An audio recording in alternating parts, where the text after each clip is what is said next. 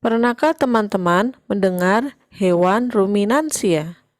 Hewan ruminansia adalah kelompok hewan mamalia yang biasanya memamah atau memakan 2 kali dan dikenal dengan hewan memamah biak. Memakan 2 kali, maksudnya apa ya teman-teman? Adakah yang tahu? Memakan 2 kali bagaimana? Proses pencernaan dari hewan ruminansia itu, jadi ketika rumput sudah dimakan dan ditelan ke dalam kerongkongan, lanjut ke perut, maka di perut besar rumput itu akan disimpan terlebih dahulu. Namun, nanti makanan tersebut akan keluar lagi ke mulut dan dilumat lagi di dalam mulut sampai halus dan nanti masuk lagi ke dalam perut. Jadi dimakan 2 kali ya teman-teman. Untuk proses lebih jelasnya berikut. Kita akan membahas organ pencernaan dari sapi. Organ pencernaan hewan mama biak, contohnya adalah sapi, terdiri dari 6 organ. Pertama adalah mulut, kemudian kerongkongan. Kerongkongan ini juga disebut dengan esofagus. Lanjut ke lambung, usus halus, usus besar, dan berakhir di anus.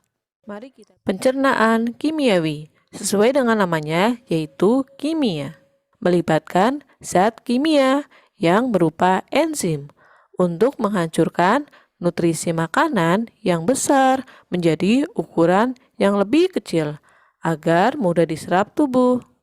Sedangkan untuk pencernaan mekanik adalah pencernaan yang melibatkan gerakan fisik dalam tubuh yang tujuannya juga untuk mengubah ukuran makanan menjadi lebih kecil.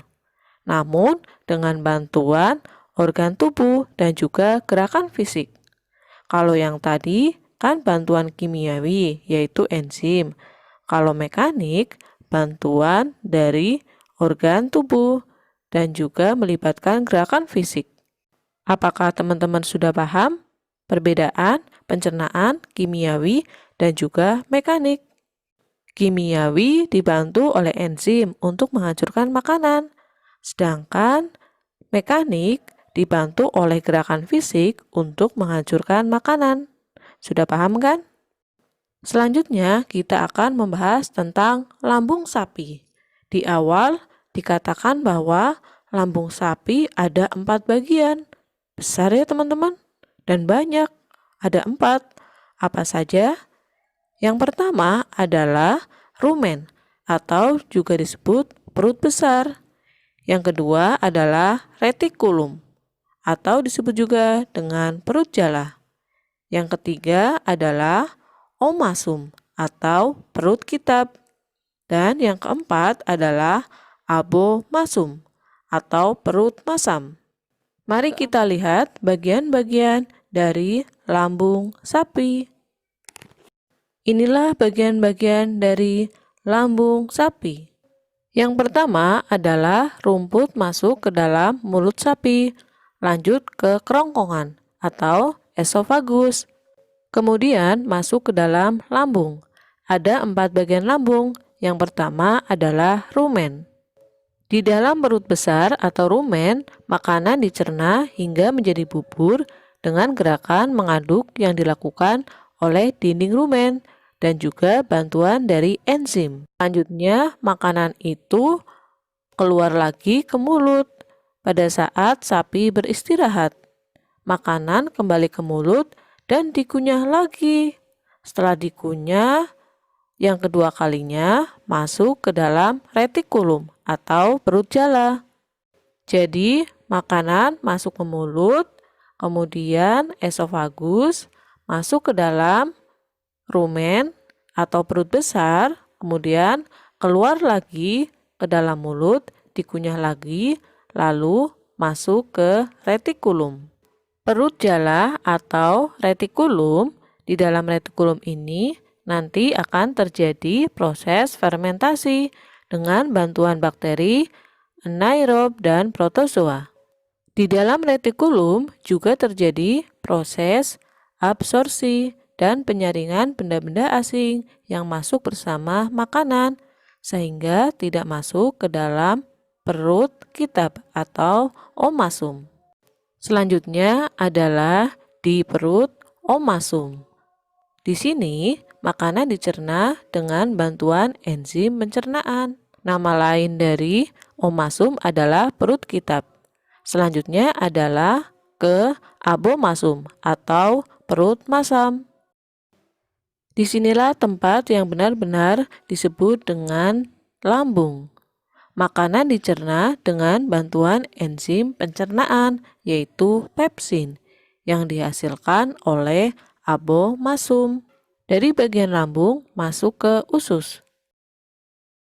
Makanan yang sudah dicerna di dalam lambung kemudian masuk ke dalam usus. Yang pertama adalah usus halus. Di sini terjadi penyerapan sari-sari makanan yang nantinya akan diedarkan ke seluruh tubuh. Setelah itu, sisanya adalah masuk ke dalam usus besar. Sisa-sisa makanan yang sudah tidak ada nutrisinya kemudian masuk ke dalam usus besar. Di dalam usus besar terjadi pembusukan yang dibantu oleh bakteri. Selanjutnya, setelah masuk ke dalam usus besar, lanjut ke dalam anus. Hai teman-teman, kemarin kan kita sudah membahas pencernaan makanan dari mulut ya. Setelah dari mulut, makanan kita menuju kerongkongan. Kerongkongan adalah suatu saluran seperti tabung sepanjang 20 cm yang menghubungkan antara rongga mulut dengan lambung. Di dalam kerongkongan terjadi gerakan peristaltik, yaitu gerakan meremas-remas yang dilakukan oleh dinding kerongkongan untuk membuat makanan terdorong masuk ke dalam lambung. Berarti tujuan selanjutnya ke lambung ya, Pipo? Betul, Bol. Lambung adalah bagian dari organ pencernaan manusia yang paling elastis. Lambung berbentuk seperti kantong dan terletak di dalam rongga perut sebelah kiri atas. Di dalam lambung, makanan mengalami pencernaan secara mekanis dan kimiawi. Pencernaan mekanis dilakukan oleh dinding atau otot lambung yang meremas dan mengaduk makanan. Pencernaan kimiawi dilakukan oleh getah lambung yang dihasilkan oleh kelenjar getah lambung. Getah lambung mengandung enzim pepsin, enzim renin, dan asam klorida. Enzim pepsin berfungsi untuk memecah protein menjadi pepton. Enzim renin berfungsi untuk mengendapkan protein susu menjadi kasein. Asam klorida atau HCl berfungsi untuk mengasamkan makanan dan membunuh kuman yang masuk bersama makanan. Nah, habis ini makanan kita pergi ke toilet ya? Hihihi. Ah, kamu ini belum, Bol. Selanjutnya, makanan dicerna di usus halus dulu. Usus halus merupakan usus terpanjang dalam saluran pencernaan karena panjangnya mencapai 6 hingga 7 meter. Di dalam usus halus terdapat cairan khusus yang membantu penyempurnaan pencernaan makanan. Oh iya, usus halus terdiri dari 3 bagian, yaitu usus 12 jari, usus kosong, dan usus penyerapan. Apa aja ya fungsinya? Usus 12 jari atau disebut juga duodenum memiliki panjang kira-kira 25 cm. Usus 12 jari mencerna makanan dengan bantuan getah pankreas dan getah empedu. Getah pankreas dihasilkan oleh kelenjar pankreas. Getah pankreas mengandung enzim-enzim berikut. Enzim amilase berfungsi mengubah zat tepung atau amilum menjadi zat gula atau glukosa. Enzim tripsin berfungsi mengubah pepton menjadi asam amino. Enzim lipase berfungsi mengubah lemak menjadi asam lemak dan gliserol. Kalau getah empedu dihasilkan oleh hati dan disimpan dalam kantong empedu. Getah empedu berfungsi untuk mencerna lemak. Selanjutnya, usus kosong atau jejunum terletak di antara usus 12 jari dan usus penyerapan.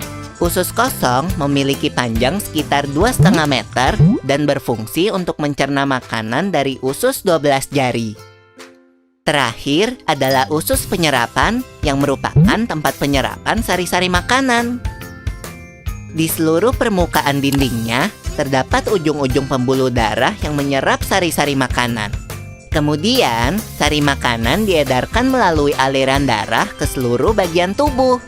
Jadi makanan yang kita makan kembali lagi ke dalam tubuh kita ya? Iya, Bol. Habis itu, sisa makanan yang dicerna masih berlanjut ke usus besar. Nah, usus besar berfungsi menyerap cairan, vitamin, dan mineral dari sisa-sisa makanan yang telah diserap oleh usus halus. Pada usus besar, terdapat bakteri yang berguna untuk tubuh bernama E. coli yang berfungsi untuk membantu proses pembusukan sisa makanan. Proses pembusukan sisa makanan akan menghasilkan kotoran atau feses yang kemudian dikeluarkan melalui anus. Oh gitu. Nah, gimana dengan mules? Itu disebabkan oleh apa ya, Pipo? Organ terakhir yang bernama rektum adalah ujung muara dari usus besar yang berfungsi sebagai tempat penyimpanan feses sementara. Ketika rektum terisi penuh dengan feses, maka saraf akan mengirimkan respon kotak yang menimbulkan rasa ingin buang air besar. Anus adalah lubang di bagian bawah pantat yang berfungsi sebagai tempat keluarnya feses dari tubuh. Jadi begitu ya, seluruh proses pencernaan dalam tubuh kita. Iya, Bol.